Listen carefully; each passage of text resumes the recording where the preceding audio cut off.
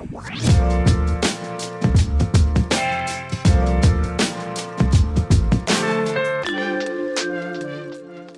to the 9/8 Central podcast, where we're talking about growing a business, working in media, and building a team that we love. I am Kyle Jewell. I'm social media strategist here at 9/8 Central, and I'm joined by Danielle, our very first intern. Hey, Danielle. Hey, Kyle. And Jen Blair, my boss, everyone's boss, COO. Hey, Jen. Hello.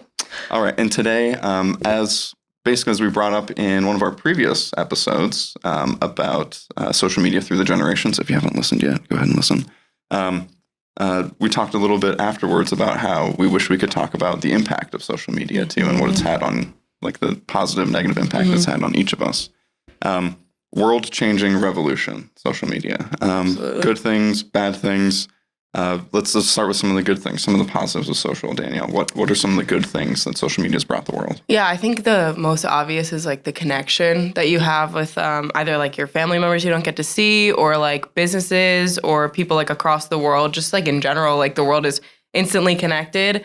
And also, like, as I get older, like I'm about 5 years out of high school now, and like I'm still in touch with like most people, at least at like the social media level. Mm-hmm. So I see what's going on with people. I don't have to like, reach out via like a letter or something. I don't know, a phone call. Like, Carrier I don't know carrier pigeon. I don't have to send an owl to like people I went to high school with. That's how Jen communicated with her friends. Yes, exactly. Pretty much, so yeah, it must be great for you too. T9 text, man. So glad that's not a thing anymore.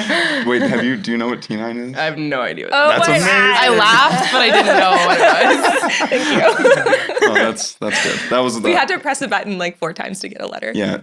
Yeah. What does that even mean? Press button on what? Like the phone, there's letters. It wasn't always a touch screen, Daniel. Oh yeah. No, I know that. I didn't know there's a name. So have you for it. seen? There's like on each button, there's a number and then 3 letters. Yeah. That was I didn't know there was like a name. Yeah, we used to have to press it like as many times. Like if it was your friend to get to see, you had to press the 2 3 times. I used to use my mom's cell phone when I was a kid. Uh-oh. Like, anyway. Yeah. Jen, any other positives that you can think of? I mean, I agree with the connection part. Yeah. And I am a terrible person at picking up a phone and calling people and staying connected. So it really helps me to stay in touch with my college roommates and, my family and all of that. But I also think it's really helped me kind of be more creative too, especially on Instagram. Yeah. I have a reason to not just take a crappy picture of my azalea bush. And if you listen to that other episode, you know what we're talking about. And like kind of like just look for different angles and think about stories that can be told in pictures. My husband, I love to take pictures of him eating in restaurants. And that's like this photo project that I do, like thanks to Instagram. So that's great. And then also just getting inspired for places to travel and places to eat. Like I feel like I learn a lot on social media and I seek things out. So those are the positives. Yeah. One thing I would add too is like a lot of people get a really good sense of community for people they may have never met. Yeah. Especially for like fan bases or like anything that you're interested in, the sports, like music, artists, shows, movies, anything. Like you can find a community for anything. Whether it's YouTube, Twitter, Reddit, even, Yeah, it's removed a lot of like physical barriers to communication. Even people with disabilities, which is another episode that we've done. Yeah. People with maybe auditory or verbal disabilities, now they're able to communicate with people across the internet and kind of open up their networks too. So a lot of positives for social. Totally. Maybe more negatives recently. So a ton of studies in the last like 4 or 5 years have tried to analyze the mental health impact of social media. So let's talk a little bit about those negatives. I mean, for all the positives that there are, I think there are just as many negatives, and their impact might even be greater. So Danielle, off the top of your head, what are some of the bad unintended impacts of social media? I mean, I think like I grew up with it. I got Instagram when I was like 12 or 13, and no one knew. It was right when it was starting, so nobody knew where it would kind of go from there. And in the beginning, I think the struggle was, I was following my friends and even celebrities at that time. They didn't care what their Instagram looked like, the same as us. So in the beginning, the struggle was every time I went somewhere, anytime I did anything, okay, I have to post it to Instagram or else picture didn't happen sort of thing. Right. So that was toxic because I was going on vacation or I was going like hang out with my friends and I was like only worried about like what if I was taking a picture and posting it to Instagram. Now I don't feel that pressure anymore, but I think like the huge thing is like you're always comparing your life to other people's, which is like why I struggled with TikTok for a while and why sometimes I struggle with Instagram is like you can just be scrolling, and even if it's just like one picture on its own of like someone that I like am friends with or I admire, like in a really cute outfit that I know I can't afford. Like one picture on its own, I'm like, all right, good for them. 10 pictures in a row of like this vacation that someone's taking and this outfit that I wish I had and this thing all in a row, your brain just puts it all in one and you're like, oh, I don't have anything that I might want. And like, it's very toxic because I'm actually happy with my life, but I go on Instagram, I'm like, oh, am I not? Like, should I be? Like, why don't I have those things? I don't know a single person that doesn't think that. Like, I don't know a single person that's like, yep, I've got it on lock. I go on Instagram every day and I don't feel worse about myself. You know, like, I mean, maybe there's some people, maybe Beyonce is fine on Instagram, but anyone I know is usually. I don't know. I really don't think anyone's immune from that comparison thing. Yeah. I mean, anyone, like, you can be the most followed person on the app and you still be like, well, I don't have that, whatever that exactly. thing is. Yeah. Jen, what other negative things do you fall into that like comparison trap too? I feel like I do, but I don't know. Working in social, you kind of have to have mindfulness practices more than anything. Where it's like I don't know, and this like ties into like my budget and whatever else. But it's like, okay, you have to analyze why do I want this? Like, do I need this thing? I don't know. So I kind of go through this little mental process with myself to shut those things down. But I would say, kind of like jumping topics, one of the things that I found to be most damaging, and we might get a little dark here, but like I had a terrible relationship at one point in my life. And when you finally break that thing off, that person is in front of you on social. And I think I've found that a lot of people have a lot of trouble shutting that down. And like, you have to like cut that cord and like not look at that person, not follow that person. You need to cut them out of your life. Right. And social media makes it really hard to do it. And it's really hard to resist the temptation to check in on that person. And so I see my friends, if maybe they've gone through similar things or, you know, whatever, that's the one thing that I always just hound is like, just stop. Like, don't ever look, don't ever talk, like, just don't reach out because that will be so damaging for you. And you need like to heal and walk away sometimes, you know? So I feel like that's when I was kind of growing up. We talked in the last episode about the generations. Danielle was kind of born into it and kind of doesn't really know like a world without socials. I mean, that's kind of fair. Yeah. I was kind of an adopter. Close enough. And then Jen kind of got into it when you were like more mature. So like when I was growing up, the same thing. Like you have a relationship that ends and at least like in my groups, it was like it would be immature, air quotes, immature if you did like unfollow, block that person. Oh, really? Yeah. Interesting. Which is, I think that's strange. It probably actually is really telling of where our maturity was at when we did go through that and had that same... it's like a weird, like, do I delete the posts with them? Like, all that stuff is just weird. And it could be, I mean, this is getting even darker than that, but really it could be like abusers, you know, and even worse. So, and you should be able to, you should be able to unfollow and block whoever you want and not be like shame for it. Judged or shamed for it. It shouldn't like, or even if you are, you shouldn't let it worry you. Who cares? No, exactly. You know? It's literally your account, your life. Yeah. Who cares if you have an extra follow? No one cares. I don't care. Yeah. I'm not checking people's followers. Yeah. So with a lot of the negative impacts, we talked about a few of them, but at least with the studies that I've read too when I was researching for this episode, it was basically the more time that you are spending on these apps and these platforms, that's when your like mental health, like new-ish, I don't want to say issues as like a dismissive term, but mental health problems kind of arise the more time you spend on there. So it becomes excessive, maybe obsessive, maybe even addictive. So I wanted to ask you guys how, if you had to take a guess, how much time do you think the average person spends on social in a day? I think it definitely depends on the age group. Yeah. This stat is more like a blanket. So blanket. Okay. Yeah. I think I'm trying to think of what my screen time reports tell me, but they might be skewed. I would say average 2 hours a day. I was going to say 2 hours. Yeah. That's about right. It's 145 minutes. It's a little bit north of that, 2.5. Yeah. I think that's skewed by like younger generation probably is significantly over that. And then older generation is probably well below. So I think in terms of like, not average user, but like average dedicated user, it's probably closer to like 3 or 4, I would say. Yeah. That is a lot of time. I mean, if we're talking about 4 hours, that is 1/6 of your day. That's a significant amount of time. That's insane. Ugh.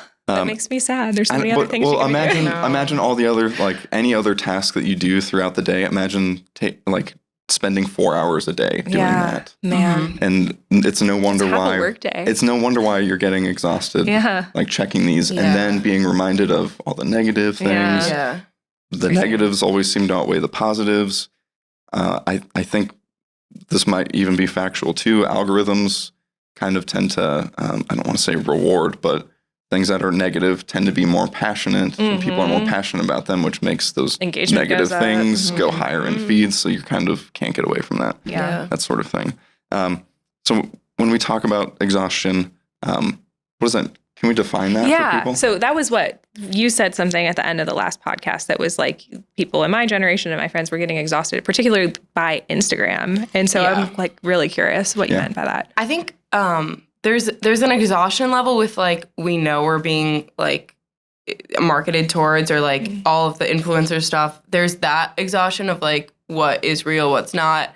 But then also there's just like, I mean, I was going to say this before and I think it can tie into this point is like, especially growing up with it, like you're kind of just trained to like never have to be bored. Like if you have nothing to do, like you can find a million distractions on social media and on your phone. And so like when you do that, you get to a point where like you go to bed at night and you're like, there's just a million thoughts running through your brain. So you are exhausted by it because it's just constant.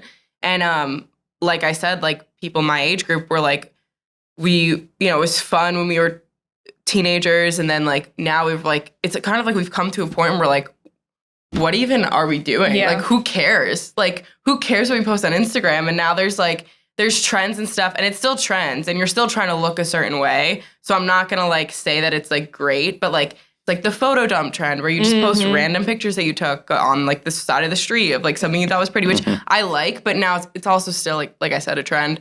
But there's I think a push more towards like realer content, but it's like it's defensive. It's not like, oh no, this is just what I like and I don't care. It's like, oh, people are doing this now. Okay, it's okay to do it. Yeah. And like let's push really hard on that side to be like real and raw and all this stuff when it's still sort of a put on. So I think I don't know if that answers your question, but it's just kind of like we've been at it for so long and now we're just kind of like, why do we care? So it's not fun. Yeah. It just feels like a chore. Absolutely. Instagram feels like a chore. So interesting. Yeah. Okay. How is this is going to be maybe a very Gen Z question. Yeah. Has like the addition of popularity of Finsta accounts, like do you think that is kind of like combating that? I love get it. I don't get them. Okay, I don't get it. Well, so think about. Sorry. No, I was just gonna say because it's I guess the approach is like this is me like not buttoned up or like doing what I want to do. Yes. Do you think that is like a reaction to the exhaustion and the comparison? Oh, absolutely. I mean, if you don't get it, think if you don't think about especially what I was talking about like in high school where it's like, okay, we have to like put out this certain image and like if I'm going to a Sweet 16 on Friday, I better get a million pictures so I can show people that I'm doing things. But wait, okay. So you have another Instagram. You have one that you have to have pretty polished pictures, but then you have your real self on your Finsta? Yeah, so you're like on your Finsta. Finsta, Why? you Not post, just make it one thing. That would be amazing, right? If we could have that. This is so weird. I know, but adding that into the like rotation is a step towards like bringing the regular content. It's like you just feel, we grew up, we feel like we have to be this image on Instagram. But we want to be able to use Instagram like we can, but we don't feel like we can. So you make a Finsta where you're just like, I'm going to post literally whatever I want. If nobody follows me, that's totally fine.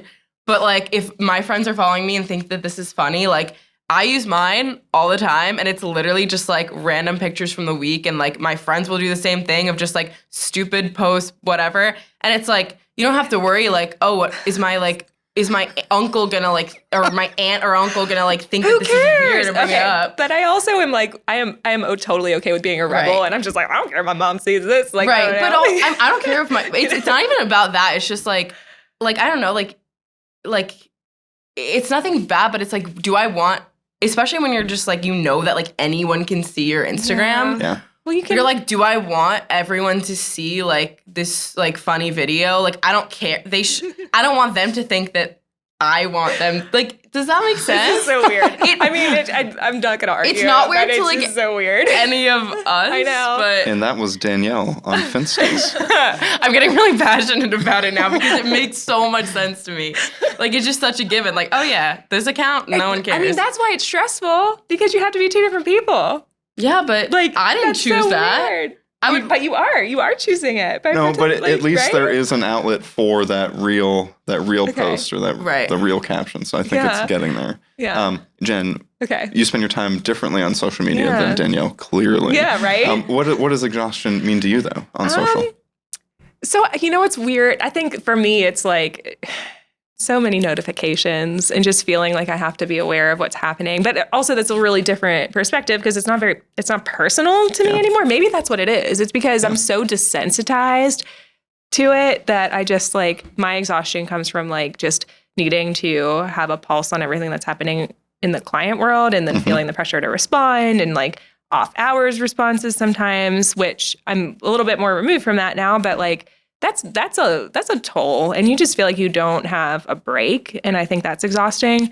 I guess like on a personal level, like I kind of got really into the health and wellness space at one point, and that can be so mentally damaging as far as like nutrition and expectations and like, I don't know, why aren't you like putting on muscle like this person is, or like, you know what I mean? Like that can be super bad. And it's just a terrible rabbit hole to get into. And I think I actually am concerned about the people that like make a living that way and do that and the pressure that they probably put on themselves. Right. Like, Yeah. woo.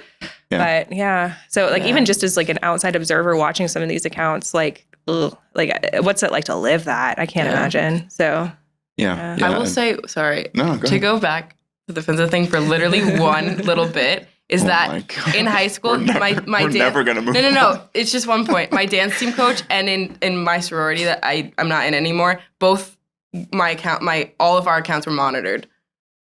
So if we posted one No, thing, that's we had the same thing when I so was then playing it college makes soccer. a little bit more sense. Like, but it's still you. You can find the other Ooh, one. do you want to know right? a fun? I was actually blocked from following our own men's soccer. Really? Twitter Oh, account. really? Yeah. Wow, Yeah. okay. I tweeted follow the account for transfer news, and they blocked me. anyways, it was great. anyways, what you were saying about the like fitness and wellness and stuff, It's messed up. that's really damaging. So I got really damaging. I know we're like super, we're trying to keep this one short, but we could probably I talk know there's forever. so much. But there's a trend on TikTok called That Girl that I heard about. Like Horrible. Yes. I also think Have you heard about this? Yes. Yeah. What I eat in a day videos should be banned. So for anybody listening who doesn't know, That Girl is this trend where like you wake up and you have this perfect morning routine and you like jump out of bed and make a matcha smoothie and like meditate for 45 minutes before doing gentle yoga. And like, I don't know, it's just this like perfection, this life of perfection that people are trying to like show that they have. And like, dang, that's pressure. Yeah. Yeah, I don't know. And that, you're going off and saying like you want to look like this perfect thing and people are jumping on trends. And if that's the trend that you're jumping on, that can really It's awful. be, It's really that bad. can be damaging. Yeah. So, yeah. That's okay. We did talk. I'm with you a little bit on the exhaustion thing. I think when it's your job, it's hard to want to do your job when you're not like on the clock, so to speak. You do a better job of like posting to your accounts than I do. I think I'm more of like an observer at this point, but for the same reason, because I get exhausted with it, and exhausted is maybe not the right term here, but I'm just involved with it so much from 9 to 6, 9 to 5 or whatever, that once I get off, it's kind of like I want to use it for entertainment, for information. I don't want to have to worry about like how it's going to make me feel like the comparing thing. I'm too tired to even like really do that at the end of the day.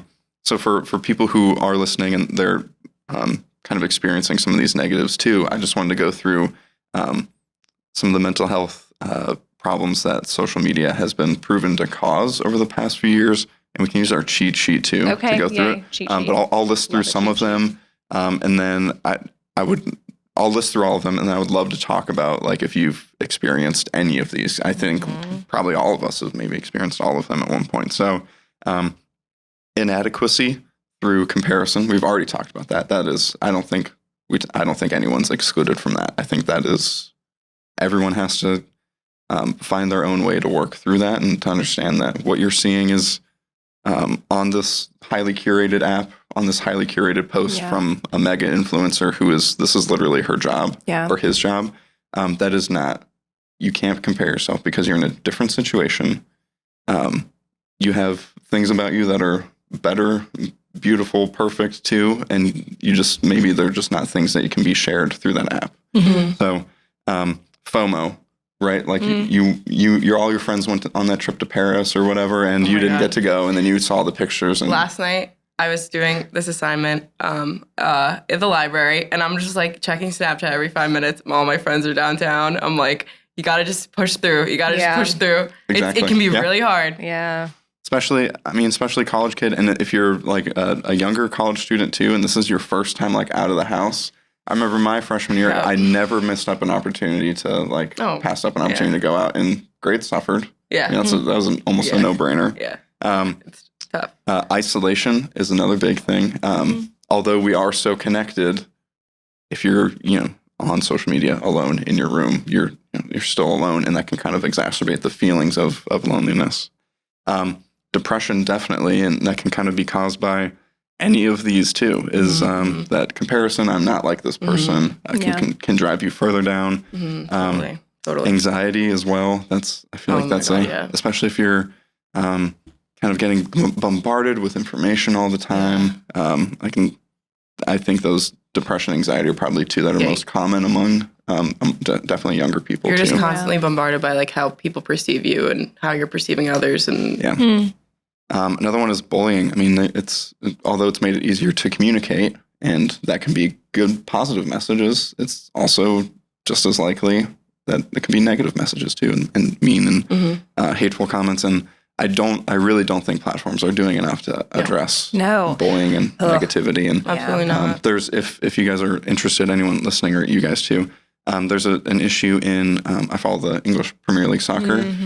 There's been issues over the past like year and a half that are tenfold what they were previously, with black players being abused on social media by their own fans for messing up a chance in a game. We're talking about a sport. I think that was like the World Cup or the Euro Cup, whatever the one was last that was year. one. Yeah, that was like Bukayo Saka. Yeah, and platforms, at least in England over there, if they can identify who's doing it, the police will go and arrest that person. Wow. I don't think that would happen here in the States. No. So bullying, big thing. Last two, self-absorption. Taking selfies. That could just be, you could easily slip into that habit of that hit of. I don't know how people like just take selfies with reckless abandon. I mean, I think it's just a. I'll say nothing. You do it. Do you do that? It depends. I don't. I also think that younger people are more comfortable doing that. Like, this might be bad, but I just don't think I like to look at myself. I mean, right? Yeah. But self-absorption could be a big one. Yeah. Maybe a slippery slope with that, I think, is kind of how it starts. And then you can use it as a security blanket too. I'm probably guilty of this one a ton too. Like in a social situation where I don't know anyone or I don't want to talk to anyone. Yep. There's Twitter. Yeah. Reliable. Absolutely. So now let's go through our next list. So those are all some serious negative effects of social media usage. Let's go through some signs that if people are listening to this and they're kind of wondering like, oh, is this taking a toll on my mental health or my friend's mental health or my spouse's mental health, even my kids' mental health? Let's roll through some of the signs. Danielle, you want to start us off? So spending more time online than with your real world friends might be not so great. I mean, you got to live your life, even though social media has its benefits. You got to go out. You got to, live your life. Talk to people. Yeah, exactly. Yeah. Comparing yourself unfairly. I always think grass is always greener. There's always something about you that someone might look at your Instagram and be like, oh man, I wish I had that. And you don't even know, because are you telling the people? Are you telling everyone that you come across like, oh, their hair looks great. You're not doing that. So they probably think the same about you. Like that phone case. Yeah, thank you. Nice mic. Yeah, nice. Yeah.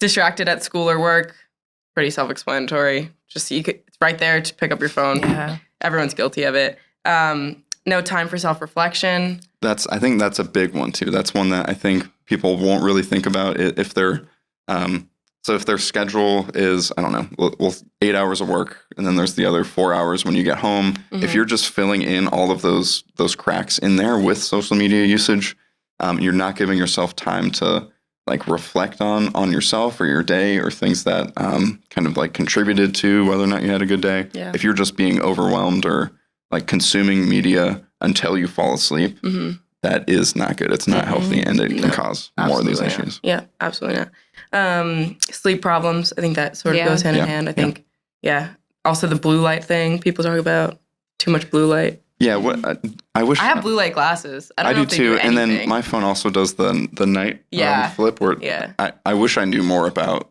like if that was correct. I feel like it's still like if you're on your phone for 3 hours in bed, even with the yellowed mode. I don't think it matters. I don't think it'll make on a top huge of the difference. fact that there's just so many reasons to not go to bed. And if you're laying in bed and you wish that you were sleeping and you have insomnia, your phone's right there and you're like, I'm just going to scroll for a little bit. Game over. Yeah. Worsening anxiety or depression, we sort of talked about that.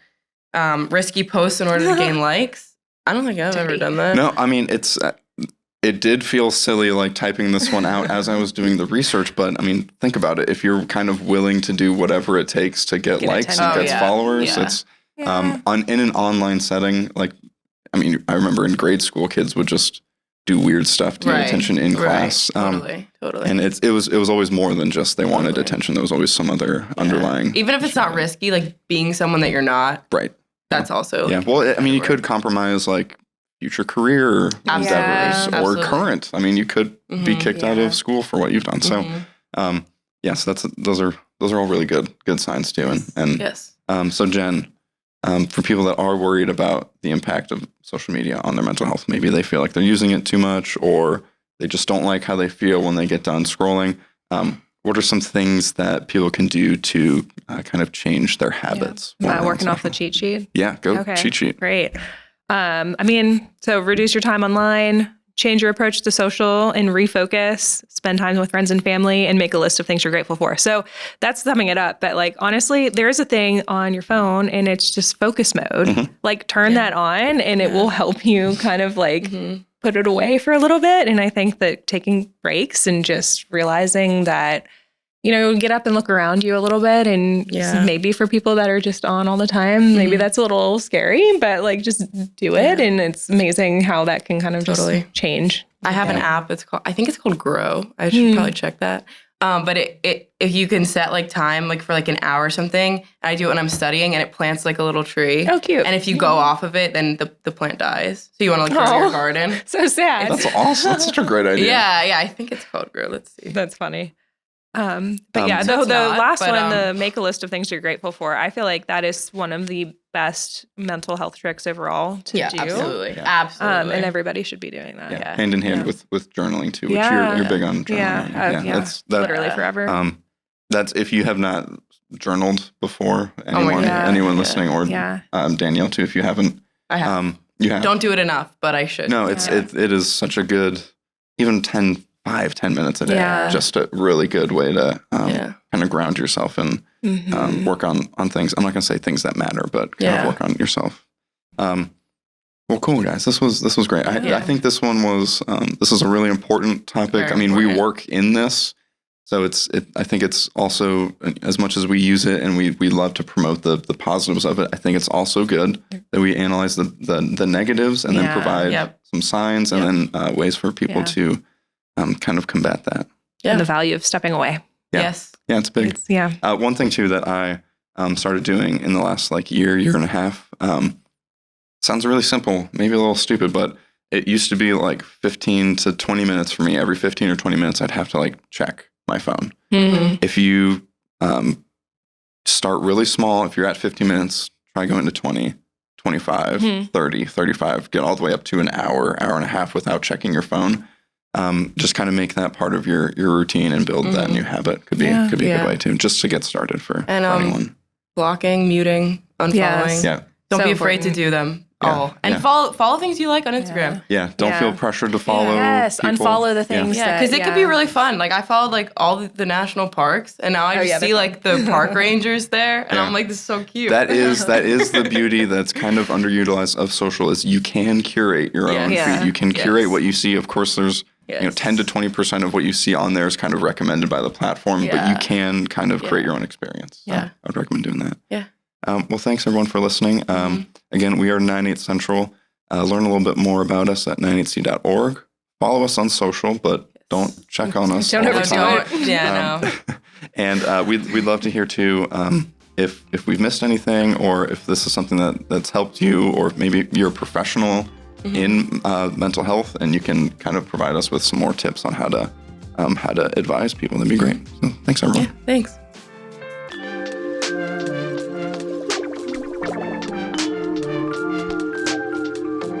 Is it just on whoever's introing, like at first, like the camera, it's just on you, or is everybody I like? think it's Probably all three. I think it's all Okay. three. Welcome to the 98 Central podcast. We're talking about working in media, growing a business, and building. I got it this time.